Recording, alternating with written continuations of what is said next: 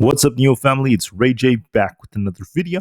And in this one, I want to break down what's happening with NIO, Tesla, SPY, and the overall market. I'm going to break down what's going on with the economic calendar moving forward as we have the FOMC meeting going into tomorrow. And it's going to be causing a lot of volatility, so watch for that as well. But before I break anything down, all this information, just know a few things. I'm personally not a financial planner, so make sure you take nothing I say as financial advice whatsoever. And also, if you guys can, please check out my Moomoo link. Deposit $100, you're guaranteed 5 free stocks. If you deposit $1,000, you're guaranteed 15. The offer ends very soon, just about 2 weeks from now. Anyways, as far as NIO goes, we did attempt to rebound today. We came down to about the 4.4 area, then bounced. We hit this resistance at the 20 EMA only to turn back down, which makes me suspect this could be dipping a little bit lower back down to the 4.4 zone. Then we'll have to see what kind of reaction we get, at least from there moving forward. But overall, there is a lot of weakness that's perpetuating as we are making lower highs, and we'll have to see what happens at least as time goes on. Now, whether or not we get some kind of bounce or a bigger rug pull is going to depend on the data coming out for tomorrow, so make sure you watch that very carefully. That's why I want to talk about some news and data first before I break down the charts. NIO and MasterCard now have a new partnership because this is going to reap a lot of benefits for MasterCard users that buy NIO products such as charging, battery swapping, vehicle maintenance, and such. Very cool stuff. It does incentivize more sales. However, what else investors are looking for is how well NIO is going to do when it comes to their EV sales. Once again, in about 2 weeks, we're going to be looking for their December sales and the end of the year sales, which could lead to a big move. We're expecting some very strong numbers, so we'll just see how it goes. I'll talk more about that once we get closer. Now, on top of all of this, NIO is still continuing to scale more and more and more, and they're aiming for profitability by 2026. I think that would be pretty awesome if they end up achieving that, but we'll see if that ends up being the case.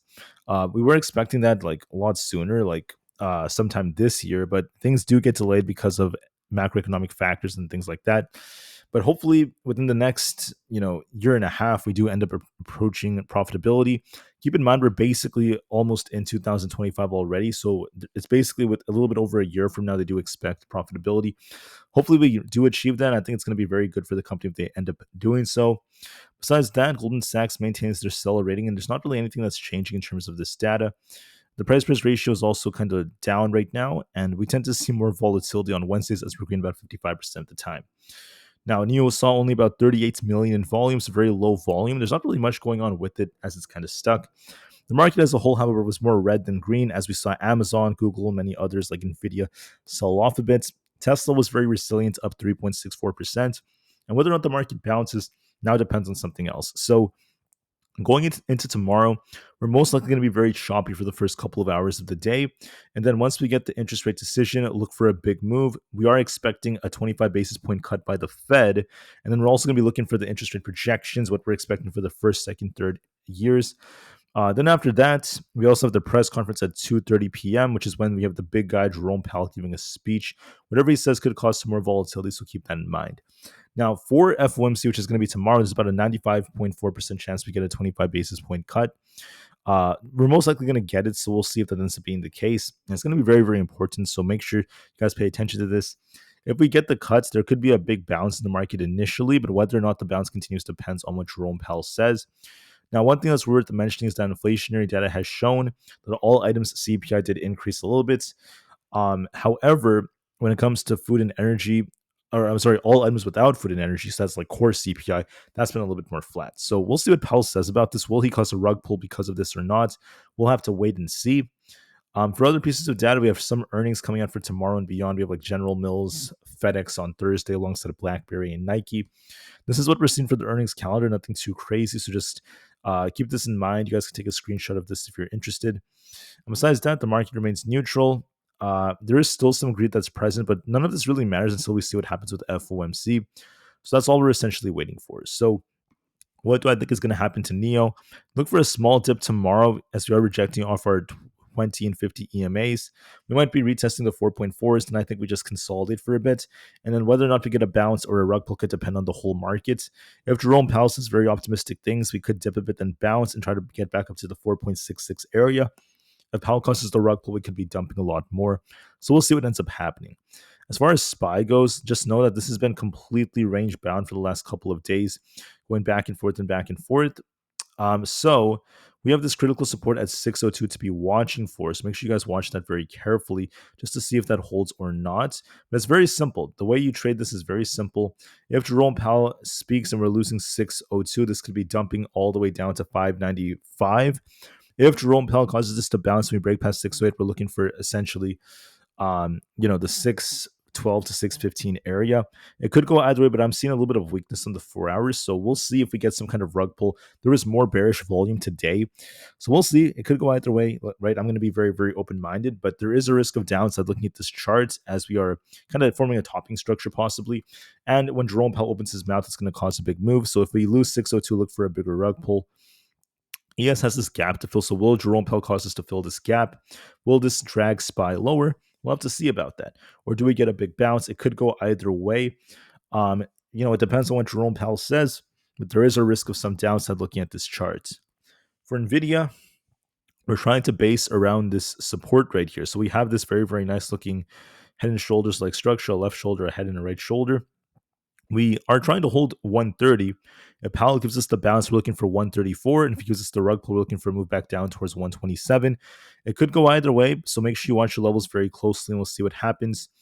For Bitcoin, we could be dipping back down to 104,808. If we lose that, we're looking for 102,500. Or if we get a bounce, we're looking for 110,000. I think we test 104,800 at the very least. And whether or not we get a bounce depends on Powell. Tesla's looking very strong. It's near all-time highs at 480. I think we will eventually get the 500 targets, but will we see some kind of dip first before it tries to bounce, or will we see the opposite? This will depend on Jerome Powell. If he pumps things, we could be going for 480. If that breaks, we're looking for 490 to bet potentially even like 500. But if Jerome Powell causes the rug pull, we're looking for a move back down to about the 460 area. If not below that, back down to 443. That's going to be where the 20 EMA is. As long as that holds, we still will be on an uptrend, even if we get a small dip. So either way, we'll just have to see what happens. So please keep that in mind, guys. Be very, very open-minded. Sometimes in the market, you never know what's going to happen. NQ has this big gap to fill. So if Jerome Powell causes the rug pull, we might come down to fill this gap. Or if we're bullish, we want to break past 22,400. So it could go either way. QQQ has 531.75 as our main support. If that fails us, we could be dumping to 525. It could also go either way. So we'll see about that. Aapl has a slight bearish divergence. If Jerome Powell causes a pump, we're looking for a much larger move to the upside, taking us back up towards 255 plus. If he gives us the rug pull, we're looking for a move back down for 252 or below, so it could go either way. The IWM is on a bit of a downtrend right here. It could be dumping closer to about 228. And if we're bullish, you want to break past 234. This looks a little bit more bearish, so we'll just have to see which way this ends up going. Coin is looking a little bit weaker.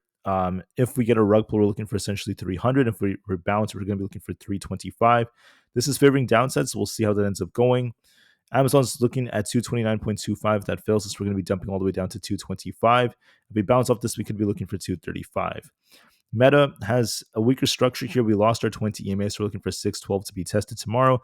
Might dip a little bit, then we'll see if we bounce thanks to Powell to 630 or not. If we dump, there's going to be a risk of 592, so be careful. Microsoft might retest 450, and we'll see how it reacts to that. Overall, it's holding up very well, so it's technically on a nice uptrend. We need to lose 449.41 to turn a lot more bearish. We haven't done that yet, so there might be a small dip, and it could be leading to a bounce. There's no sign of it rejecting yet. Google, on the other hand, has a bearish divergence, double top that formed off 200. It really struggled to break past that, so I see the risk of it coming down to 193. So please keep that in mind. So for the markets, we could go either way, but I am seeing some weakness that's building, approaching FOMC. We'll see if we get a bounce or not. So here's what's going to happen tomorrow. We're going to be looking for a lot of choppy price action in the morning. Then when the decision comes out, if the Fed announces a 25 basis point cut, there could be a little pop to the upside. And then after that, when Jerome Powell opens his mouth at 2:30 p.m., that's going to cause the much bigger move, and we'll see if he gives us a rug pull or not. The market could go either way, so please keep that in mind, and we'll see how it goes. Anyways, I thank you all so much for listening. Have a good rest of your day, and peace out.